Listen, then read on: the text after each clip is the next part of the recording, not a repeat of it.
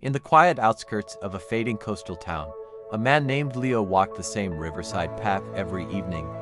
For years, ever since losing his job and his sense of purpose, the river had been his only constant companion, wide, slow-moving, carrying silt and secrets toward the sea. He never spoke to anyone, he just listened to the water.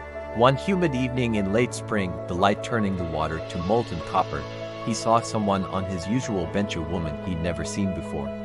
She was sketching the opposite bank with fierce concentration, her focus a world away. As he drew near, a sudden gust of wind tore a page from her sketchbook, sending it fluttering toward the water. Instinctively, he reached out and caught it. She looked up, surprised. Her thank you was a smile that felt like the first warm thing he'd felt in years. From that moment, the riverbank became their stage.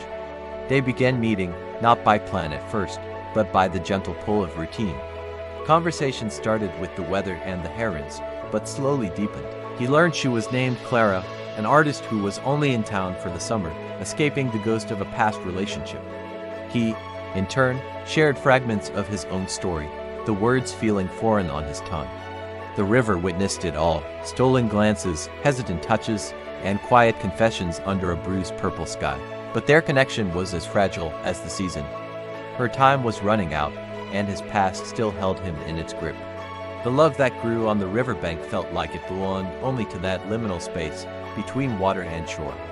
On her last evening, they sat in silence on their bench, the unspoken farewell hanging heavy in the air. The river flowed on, indifferent. Finally, she stood up. He walked with her to the bend in the path. There were no grand promises, only a shared, aching understanding. He watched her disappear, a solitary figure against the fading light. He turned back to the river, the water still flowing, but it was different now. It no longer just held his loneliness. It held the memory of a smile that had, for a short time, brought him back to life.